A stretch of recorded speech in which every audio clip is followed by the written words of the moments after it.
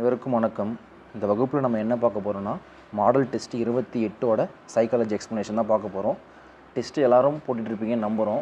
So தயவுசெய்து டெஸ்ட்டை மட்டும் விட்டுறாதீங்க. கடைசியில் வந்து பார்த்திங்கன்னா டெஸ்ட் தான் உங்களுக்கு கை கொடுக்கும். ஓகேங்களா? டெஸ்ட்டை கண்டினியூவாக ஃபாலோ பண்ணுங்கள். அதே போல் நம்ம எக்ஸ்ப்ளனேஷனை பாருங்கள். எதாவது ஓகேங்களா? ஸோ எதாவது டவுட் இருந்தால் கீழே கமெண்ட் பண்ணுங்கள். நாங்கள் அதுக்கு வந்து பார்த்திங்கன்னா ரிப்ளை பண்ணிட்டுருக்கோம். ஓகேங்களா? ஸோ பாருங்கள், தமிழ்லேருந்து நமக்கு முதல்ல மொத்தம் 5 கேள்விகள் கேட்குறாங்க. அதில் முதல் கேள்வி பாருங்கள், ஆசாரக்கோவையின் ஆசிரியர் யார் அப்படின்னு கேட்டிருக்காங்க. என்ன வரும்னா ஆப்ஷன் சி, பெருவாயில் முள்ளியார். அவர் தான் வந்து பார்த்திங்கன்னா ஆசாரக்கோவையின் ஆசிரியர். ஓகேங்களா? கபிலர்னா குறிஞ்சி பாட்டு எழுதினவர் யாருன்னா கபிலர். ஓகேங்களா? சரி, அடுத்த கேள்வி பாருங்கள், சரியான பொருளை பொறுத்துக அப்படின்னு கேட்டிருக்காங்க. அப்போ அடவினா என்னென்னா காடு, அடவினா காடு, நவ்வினா மான், ஒரு வகை மான். விசும்புனா வானம், குருசைனா சிலுவை அப்படின்னு சொல்லுவாங்க. அப்போ என்ன வரும்னா 3, 1, 4, 2 அப்படின்னு வரும். 3, 1, 4, 2 எங்கே இருக்குது பாருங்கள், ஆப்ஷன் பியில் இருக்குது. ஓகேங்களா? காய் என்னும் சொல்லின் பொருள் பின்வருவனற்றுள் எதுன்னு, சோலை அப்படின்னு சொல்லுவாங்க. ஆப்ஷன் ஏ, சோலை. பின்வருவனவற்றுள் இருபெயரொட்ட பண்பு தொகை எது அப்படின்னு கேட்டிருக்காங்க. இதுக்கு என்ன வரும்னா ஆப்ஷன் சி, மல்லிகைப்பூ. அதாவது முன்னாடி வந்து சிறப்பு பெயரும் பின்னாடி பொது பெயர் இருந்தால் என்ன சொல்லுவோம், இருபெயரொட்ட பண்பு தொகைன்னு சொல்லுவோம். பூ என்பது பொதுப்பெயர், மல்லிகை என்பது சிறப்பு பெயர். மல்லிகைப்பூ என்ன சொல்லுவாங்க, இருபெயரொட்ட பண்பு தொகை அப்படின்னு சொல்லுவாங்க. குயில்கள் கூவியது என்பது என்னென்னா ஆப்ஷன் சி. ஓகேங்களா? அதாவது கூவியது அப்படின்னு சொல்கிறது என்ன வரும்னா ஒருமைக்கு தான் வரும், பன்மைக்கு தான் என்ன வரும், கூவியன் அப்படின்னு வரும். ஓகேங்களா? ஸோ குயில்கள் என்பது பன்மை, ஆனால் நமக்கு என்ன வந்திருக்கு, கூவியது அப்படின்னு வந்திருக்கு. அதனால் என்ன சொல்லுவாங்க, இது எண்வழு அப்படின்னு சொல்லுவாங்க. என்ன எண்ணிக்கை பற்றி சொல்கிறது. ஓகேங்களா? ஸோ இவ்வளோ தான் வந்து தமிழ் கேள்விகள். நம்ம என்ன பண்ணலாம், உளவியல் பகுதிக்கு போயிடலாம். பாருங்கள், 2 எண்கள் 3:5 என்ற விகிதத்தில் உள்ளன. ஒவ்வொரு எண்ணுடன் 10 அதிகரிக்கப்பட்டால் கிடைக்கும் புதிய விகிதம் 5:7 எனில் அந்த எண்கள் யாவை அப்படின்னு கேட்டிருக்கேன். அப்போ இதை நம்ம ஷார்ட்கட்டில் போடலாம். என்னென்னா 3:5ன்னு இருக்குது. நான் ஏபின்னு எடுத்து, அந்த 2 எண்கள் 3:5 ப்ளஸ் 10 பண்ணுறப்ப என்னவா மாறுது, நமக்கு 5:7 இருக்குது. நம்ம ஏஜஸ் சம்மில் சொல்லியிருப்போம், இந்த மாதிரி ரேஷியோ வந்துட்டு என்ன பண்ணுவோம், இந்த இதையும் மைனஸ் பண்ண இங்கே வரணும். அதே போல் இதையும் மைனஸ் பண்ணி இங்கே போடணும். அதே போல் இங்கே வரக்கூடிய எண்கள் வந்து பார்த்தா சேமாக இருக்குன்னு சொன்னோம். அப்போ பாருங்கள், 3ல் 5 போச்சுன்னா எவ்வளோ, 5ல் 3 போச்சுன்னா 2ங்களா ரேஷியோ, 7ல் 5 போச்சுன்னா 2, நமக்கு சேமாக வந்துச்சுங்களா. அப்போ நம்ம சேமாக தான் என்ன சொன்னோம், 2 மடங்கு தான் என்னது, அவங்க கொடுத்துக்கூடிய வருடம் எடுத்துக்கணும். இப்போ 2 மடங்கு என்னது 10 வருடம், 1 மடங்கு என்பது என்ன வரும், 5ன்னு வரும். எப்படின்னா 10/2ன்னா 5ன்னு வரும். இப்போ 2 மடங்கு 10னா 1 மடங்கு 5ன்னு வரும். அப்போ பாருங்கள், இங்கே 10 கூட்டுறதுக்கு முன்னாடி இதுக்கு 3 மடங்கு, இது 5 மடங்கு.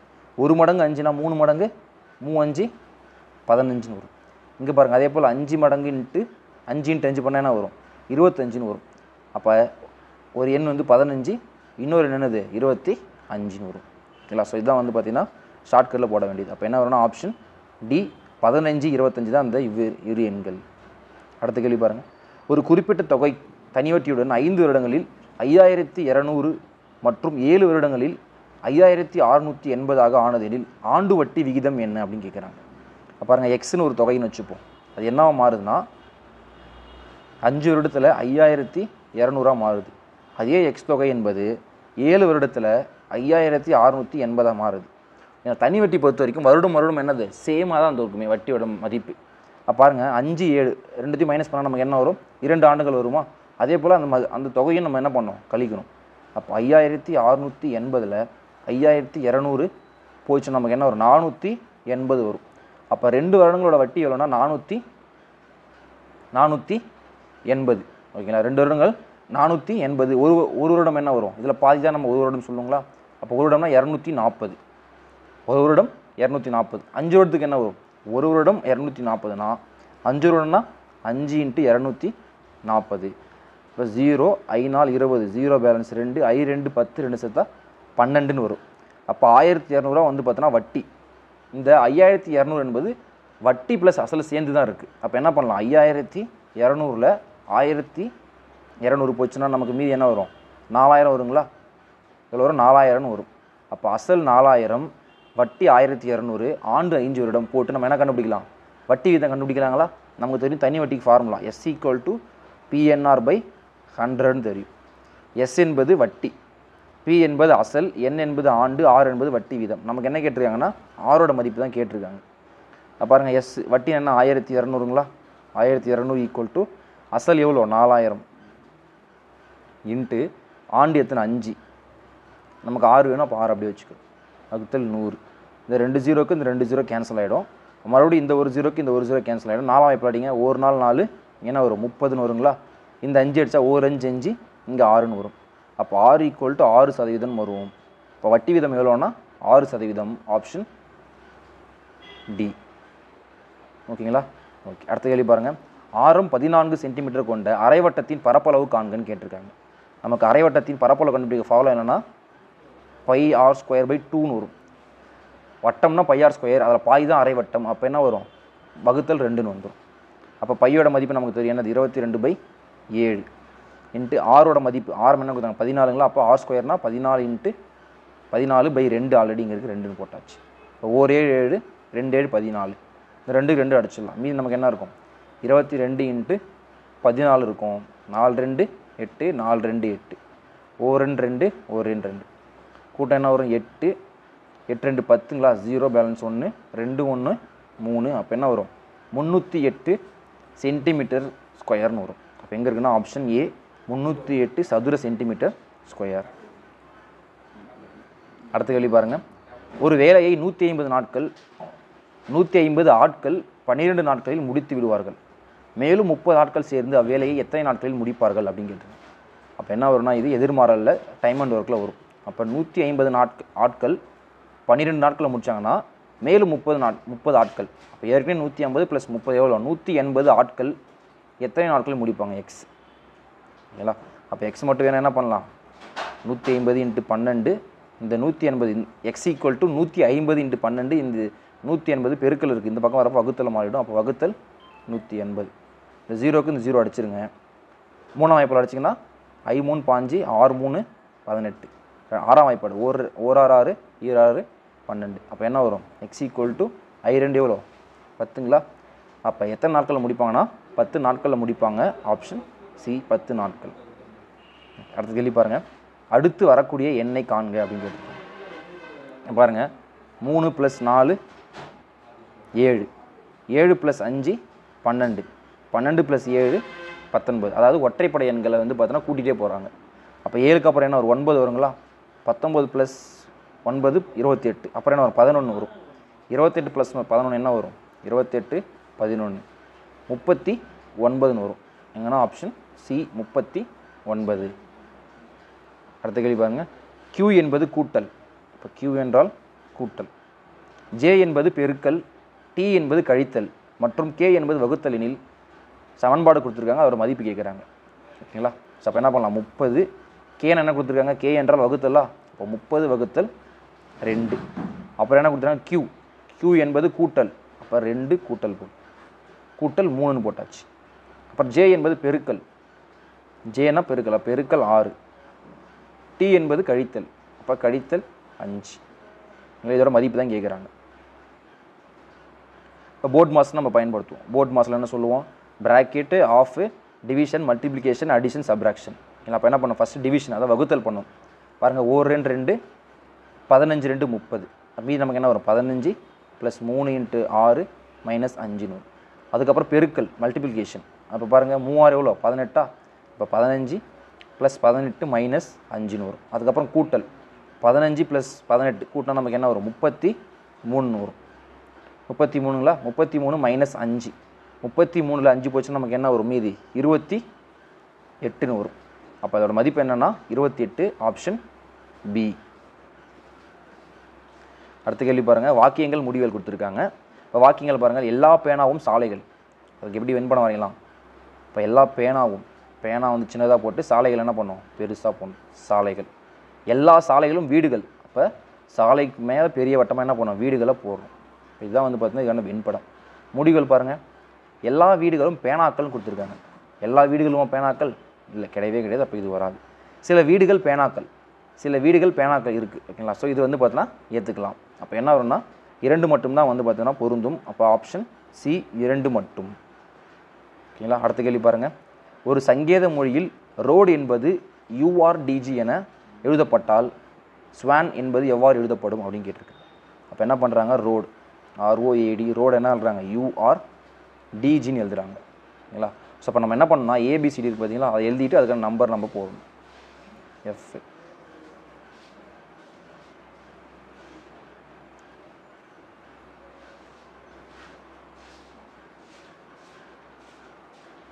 இந்த 1 2 3 4 5 6 7 8 9 10 11 12 13 14 15 16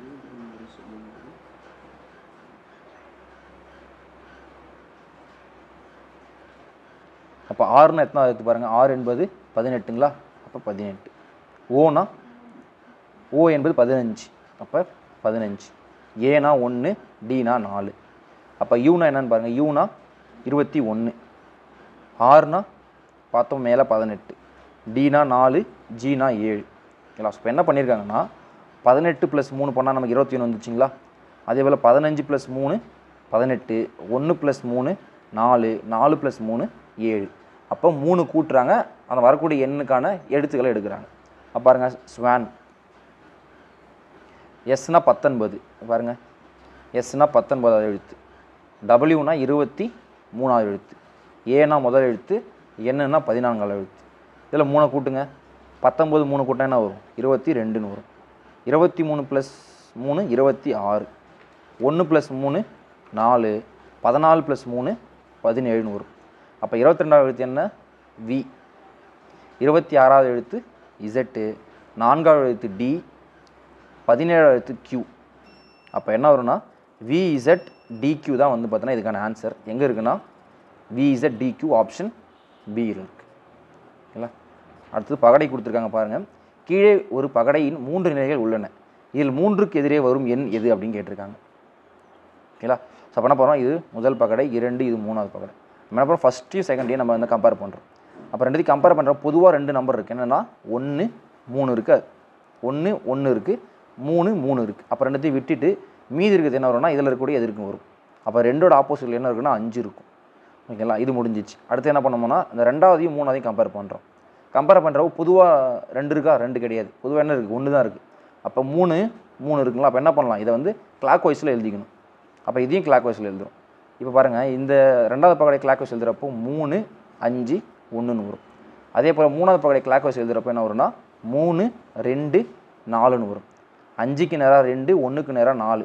அப்போ இன்னும் 1 பகடைனா நம்ம மொத்தம் 6 ஃபேஸ் இருக்குமா, 5 2 1 4 முடிஞ்சிச்சு. மீதி என்ன இருக்குது, 6 தான் இருக்குது. அப்போ 3க்கு நேராக என்ன வரும்னா 6ன்ற எண்ணு தான் வரும். அப்போ என்ன வரும்னா ஆப்ஷன் டி 6. அடுத்த கேள்வி பாருங்கள்.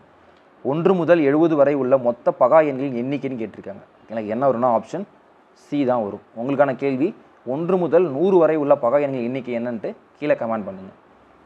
அடுத்த கேள்வி பாருங்கள். விடுபட்ட எண்ணை கேட்டிருக்காங்க கொடுக்கப்பட்டுள்ள படத்தில் இருந்து.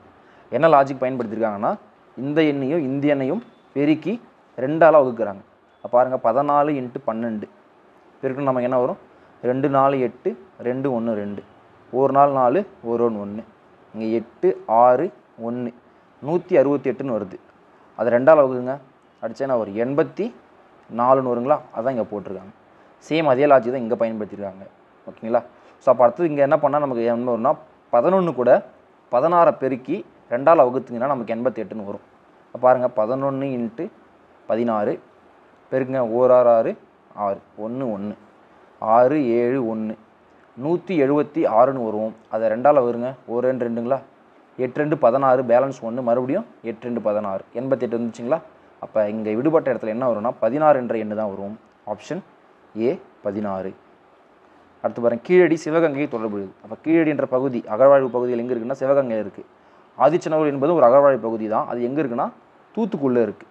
ஸோ அப்போ என்ன வரும்னா ஆப்ஷன் சி தூத்துக்குடி. அடுத்த கேள்வி பாருங்கள். கூற்றுகளை ஆராய்க. ஒரு சாதாரண ஆண்டுகளில் 2 ஒற்றைப்படை நாட்கள் இருக்கும் அப்படின்னு கொடுத்துருக்காங்க. 2 வராது, 1 தான் வரும். இது லீப் வருடத்தில் தான் என்ன வரும், நமக்கு 2 ஒற்றைப்படை நாட்கள் வரும். அப்போ இது தவறான கூற்று. 7ஆல் வகுப்படக்கூடிய ஆண்டுகள் லீப் ஆண்டுகள் ஆகும். அப்போ இதுவுமே தவறானது தான். ஏன்னா தான் 4ஆல் வகுப்பட வேண்டியது லீப் ஆண்டுகள் சொல்லுவோம். இதே நூற்றாண்டுகளாக இருந்தால் அது 400ஆல் வகுப்பட்டுச்சுன்னா அது லீப் ஆண்டு அப்படின்னு சொல்லுவோம். அப்போ இந்த கூற்றுமே என்னது, தவறானது தான். ஓகேங்களா. ஸோ அப்போ இதுக்கான ஆன்சர் என்னென்னா ஆப்ஷன் டி, இரண்டும் தவறு அப்படின்றதான் வந்து சரியான ஆன்சர். ஓகேங்களா. அடுத்த கேள்வி பாருங்கள். ஏ என்பவர் பியின் தாய். இப்போ ஏ என்பவர் யாருன்னா பி என்பவர் தாய், இங்கே மைனஸ் போட்டு. சி என்பவர் ஏவின் மகள். சி என்பவர் யாருன்னா ஏவின் மகள். சி என்பவர் மகள் யாருன்னா ஏவின் மகள் சி. டி என்பவர் ஈயின் சகோதரர். டி என்பவர் ஈயின் சகோதரர். இப்படி போட்டுக்கலாம், ப்ளஸ்ன்னு போட்டு. இ என்பவர் பியின் மகள். இ என்பவர் யாருன்னா பியின் மகள். ஓகேங்களா. டி என்பவர் ஈயின் சகோதரர். இ என்பவர் யாருன்னா பியின் மகள்னு சொல்லியிருக்காங்க. இப்போ மகள். ஓகேங்களா. இப்போ யாருன்னா டி தான் வந்து ஆண், இ வந்து பெண்ணு. ஓகேங்களா. எனில் டியின் பாட்டி யார் அப்படின்னு கேட்குறாங்க. டியின் பாட்டி யார் அப்படின்னு கேட்குறாங்க. ஓகேங்களா. ஸோ பாருங்கள், பி இருக்காங்க. பியோட மகள் யாருன்னா இ, ஈயோட சகோதரர் யாருன்னா டி. அப்போ பி வந்து பார்த்தீங்கன்னா பியோட குழந்தைகள் யார் யார்? டியும் ஈயும் வந்து பார்த்தீங்கன்னா பியோட குழந்தைகள். அப்போ பியோட தாய் யாருன்னா ஏ. ஓகேங்களா. ஸோ அப்போ டியின் பாட்டி யாருன்னு கேட்குறாங்கன்னா டியோட பாட்டி யாருன்னா ஏ தான் வருவார். ஓகேங்களா. எப்படின்னா பிக்கு வந்து 2 குழந்தைகள் இருக்காங்க. யாருன்னா டின்னு ஒருத்தவங்க இருக்காங்க, ஈன்னு ஒருத்தவங்க இருக்காங்க. பியோட அம்மா யாருன்னா ஏ. இப்போ பியோட அம்மா வந்து பார்த்தீங்கன்னா ஏன்னா எப்படின்னா டி வந்து பார்த்தா அவங்க பையன், அந்த பையன் வந்து பார்த்தா ஏ என்னன்னு கூப்பிடுவாங்க, பாட்டின்னு தான் கூப்பிடுவாங்க. ஓகேங்களா. அப்போ டியின் பாட்டி யாருன்னா ஆப்ஷன் ஏ என்ற ஏ தான் வரும். ஓகே, அடுத்த கேள்வி பாருங்கள். மாலை நேரத்தில் ரேகாவும் ஹேமாவும் ஒருவரை ஒருவர் நேர் பார்த்து கொண்டு பேசி கொண்டிருக்கிறார்கள். ஹேமாவின் நிழல் அவர் வலப்பக்கத்தில் விழுந்தால் ரேகா எந்த திசையை நோக்கி கொண்டிருக்கிறார் அப்படின்னு கேட்குறாங்க. இப்போ மாலை நேரம் நம்ம என்ன பண்ணோம், டேரக்ஷனாக வரைஞ்சிக்கிறோம். வடக்கு, தெற்கு, மேற்கு, கிழக்கு. ஓகேங்களா. ஸோ நிழலுக்கான கான்செப்ட் நான் உங்களுக்கு சொல்லியிருக்கேன். எப்படின்னா அந்த சூரிய ஒளி ஒரு பொருள் மேலே படப்போ அந்த நிழல் எங்கே விழுனா அந்த பொருளுக்கு பின்புறமாக தான் விழும். ஓகேங்களா. அந்த ஒளிக்கு பின்புறமாக தான் விழும். ஓகேங்களா. ஸோ பாருங்கள், இப்போது ரேகா ஹேமா இருக்காங்க. ஓகேங்களா. இப்போ நிழல் என்ன பக்கம் விழுது, வலப்பக்கத்தில் விழுது. மாலை நேரம். மாலை நேரம்னா என்ன பக்கம், சூரியன் வந்து மேற்கு திசையை நோக்கி தான் மூவ் ஆகிட்டு இருக்கும். அது கீழே வந்து பார்த்திங்கன்னா மறைய போகுதுன்னு அர்த்தம். அப்போ இருக்கிறப்போ ஹேமாவின் நிழல் அவர் வலப்பக்கத்தில் விழுது. ஓகேங்களா. ஸோ வலப்பக்கம்னா அவர் வந்து பார்த்திங்கன்னா இங்கே நின்றாங்கன்னா சூரிய ஒளி இங்கே படுறப்போ என்ன வரும்னா இது இடது, இது வலது. அப்போ நிழல் வந்து பார்த்திங்கன்னா இங்கே தான் விழும். ஓகேங்களா. அப்போ என்ன பண்ணுவாங்கன்னா அவங்க வந்து வடக்கு திசையை நோக்கி இருப்பாங்க. ரேகா வந்து பார்த்தீங்கன்னா அவங்க எதிராக பார்க்குறாங்களா, அப்போ என்ன பண்ணியிருப்பாங்க, அவங்க தெற்கு திசையை நோக்கி பார்ப்பாங்க. ஓகேங்களா. ஸோ அப்போ நம்ம கேள்வி என்னென்னா ரேகா எந்த திசையை நோக்கி கொண்டிருக்கிறாருன்னா தெற்கு திசையை நோக்கி தான் இருப்பார். ஓகேங்களா.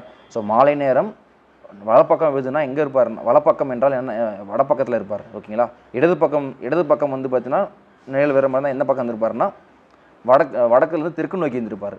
ஓகேங்களா. யார், ஹேமா. ஸோ இதுக்கான ஆன்சர் என்னென்னா ஆப்ஷன் பி, தெற்கு திசையை நோக்கி தான் யார் இருப்பாங்க, ரேகா வந்து இருப்பாங்க. இல்லை, அடுத்த கேள்வி பாருங்கள். சதீஷை விட உமேஷ் உயரமானவன், நீரஜை விட சுரேஷ் குள்ளமானவன். பாருங்கள், சதீஷை விட உமேஷ் உயரமானவன். உமேஷ் உயரமானவர், சதீஷ் குள்ளமானவர். நீரஜை விட சுரேஷ் குள்ளமானவன், ஆனால் உமேஷை விட உயரமானவன். நீரஜை விட சுரேஷ் குள்ளமானவன். யார், நீரஜை விட சுரேஷ் குள்ளமானவன், ஆனால் உமேஷை விட உயரமானவர். அப்போ உமேஷை விட உயரமானவன் இப்படி தான். அப்போ இப்படி தான் வந்து பார்த்தீங்கன்னா ஆர்டர் வரும். உயரமானவர் நீரேஷ், அதுக்கப்புறம் சுரேஷ், அது நீரஜ், சுரேஷ், உமேஷ், சதீஷ், இப்படி தான் வந்து பார்த்தீங்கன்னா ஆர்டர் வரும். கேள்வி பாருங்கள். அவர்களில் மிக உயரமானவர் யார் கேட்டிருக்காங்க. மிக உயரமானவர் யாருன்னா முதல்ல இருக்கக்கூடிய நீரஜ் தான் வந்து உயரமானவர். அப்போ என்ன வரும்னா ஆப்ஷன் டி, நீரஜ். எந்த வெண்படம் கொடுக்கப்பட்டுள்ள சொற்களுக்கு தொடர்புடையதுன்னு கேட்டிருக்காங்க. பாலூட்டிகள், திமிங்கலம், டால்ஃபின் அப்படின்னு கேட்டிருக்காங்க. அப்போ திமிங்கலம், டால்ஃபின் ரெண்டுமே வந்து பார்த்தீங்கன்னா பாலூட்டிகளை சேர்ந்தது தான். அப்போ என்ன வரும்னா இதுக்கு ஆப்ஷன் ஏ தான் வரும். இந்த பெரிய வட்டம் வந்து பார்த்தீங்கன்னா பாலூட்டிகள், ஒன்று வந்து திமிங்கலம், மற்றொன்று வந்து பார்த்தீங்கன்னா டால்ஃபின் தான். ஓகேங்களா. அப்போ அடுத்த கேள்வி பாருங்கள். பின்வரும் வார்த்தையோ அல்லது படமோ கண்ணாடியில் எவ்வாறு பிம்பமாக தோன்றும். என்ன வரும்னா ஆப்ஷன் டி தான் வந்து பார்த்தீங்கன்னா அதுக்கான பிம்பம் வரும் கண்ணாடியில். அடுத்த கேள்வி பாருங்கள். குறிப்புகள் கொடுத்துருக்காங்க. கீழே கொடுக்கப்பட்டுள்ள பைப்பக்க படத்தில் ஒரு வீட்டை கட்டுவதற்கு ஆகும் செலவுகளின் கூறுகளை விளக்குகிறது. வீட்டை கட்டி முடிப்பதற்கு ஆன மொத்த செலவு 6 லட்சம் என கருதி கீழே உள்ள கேள்விகளுக்கு பதிலளிக்கவும் அப்படின்னு கேட்டிருக்காங்க. பாருங்கள், சிமெண்ட்டில் செய்த செலவு தொகை எவ்வளோன்னு கேட்டிருக்காங்க.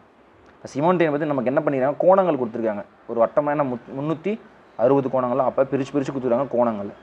சிமெண்ட்டு 72 டிகிரி கோணம் கொடுத்துருக்காங்க. என்ன பண்ணணும்னா 360 என்பது 100% கோணம். அதில் 72 என்பது எத்தனை சதவீதம் கண்டுபிடிக்கிறோம்.